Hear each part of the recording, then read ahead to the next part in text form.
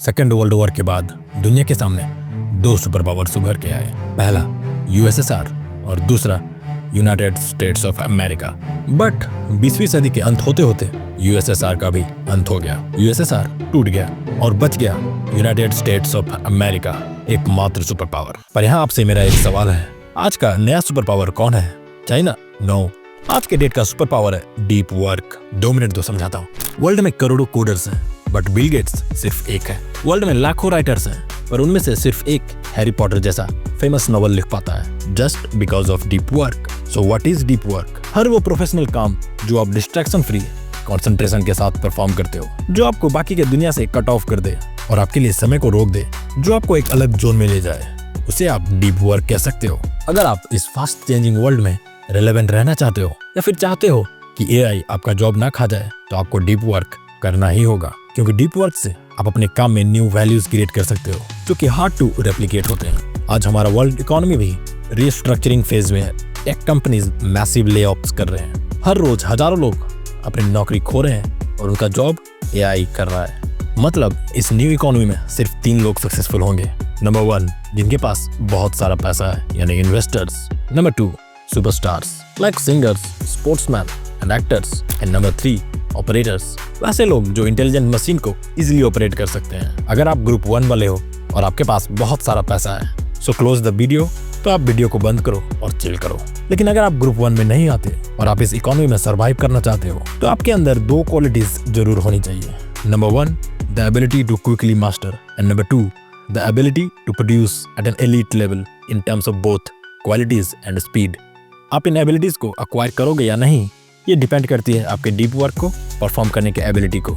So if you want to do deep work, you need to follow 4 rules. Rule 1, work deeply. जब आप समझ चुके हैं importance of deep work, तो आपको सैलो वर्क को इग्नोर करके डीप वर्क स्टार्ट करना है। यानी हर रोज 4 से 5 घंटे अपने प्रोफेशनल काम या स्टडीज के लिए डेडिकेटेड टाइम अलॉट करो, जिसमें आप इंटेंस फोकस और कंसंट्रेशन के साथ काम करोगे। और इस प्रोसेस में आपकी हेल्प करेंगे कॉल न्यूपोर्ट के 2 पॉइंट्स। ए, रिचुअलाइज।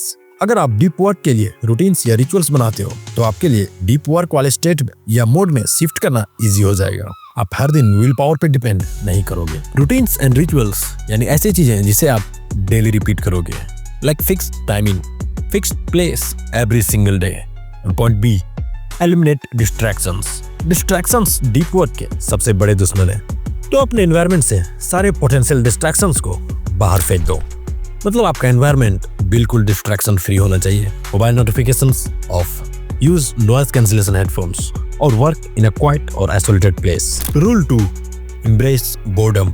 इंटेंस फोकस और अटेंशन को अचीव करने के लिए आपको बोर्डम को अपनाना होगा। लोगों ने आज बोर होना ही छोड़ दिया है। हम हर वक्त फोन में लगे रहते हैं, कभी यूट्यूब पे वीडियोस देख रहे हैं, कभी इंस्टा पे रील्स, और इन सब से बोर हो गए हैं तो गेम खेलते हैं। इससे हमारा ब्रेन डिस्ट्रैक्ट होने के लिए ट्रेन हो रहा है और हर वक्त डोपामिन की तलाश में भटकता रहता है। बट अगर आप अपना कंसंट्रेशन और फोकस इंप्रूव करना चाहते हो, तो आपको बोर्डम से हाथ मिलाना होगा, ताकि आप लाइन में वेट करते वक्त फोन का यूज ना करें या फिर रनिंग करते वक्त म्यूजिक ना सुने। Here are few tips to embrace boredom. A, schedule breaks from focus. दिन में कुछ समय सैलो वर्क के लिए भी अलॉट करो, जिसमें आप फालतू के काम करोगे, और फिर उस समय के बाद डीप वर्क।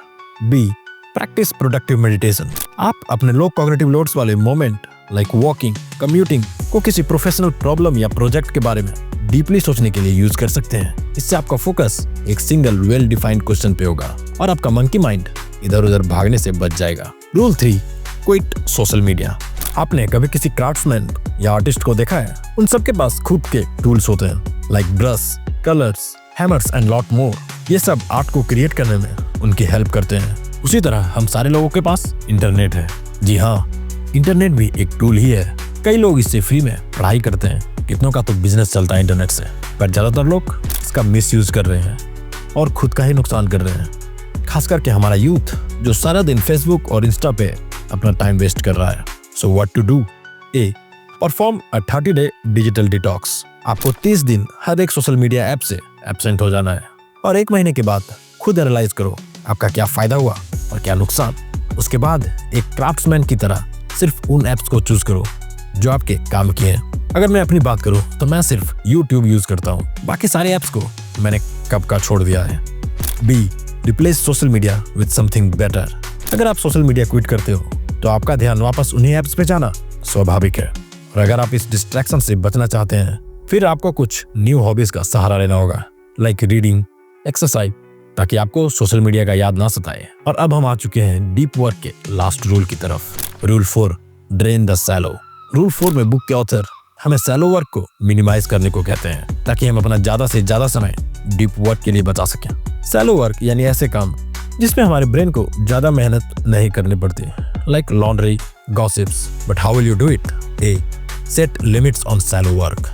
आप अपने 24 घंटे में से कितना टाइम सैलो वर्क को दोगे, उसका एक डेफिनेट लिमिट होना चाहिए, ताकि आपका टाइम सैलो वर्क में जरूरत से ज्यादा वेस्ट ना हो। एंड बी, डेलीगेट और ऑटोमेट। आप अपने डे टू डे लाइफ में से ऐसे टास्क को आइडेंटिफाई करो जो आप दूसरों को डेलीगेट कर सकते हो या फिर किसी तरह से उनसे छुटकारा पा सकते हो। इससे आप अपना काफी टाइम वेस्ट होने से बचा सकते हो। Thank you and subscribe for more.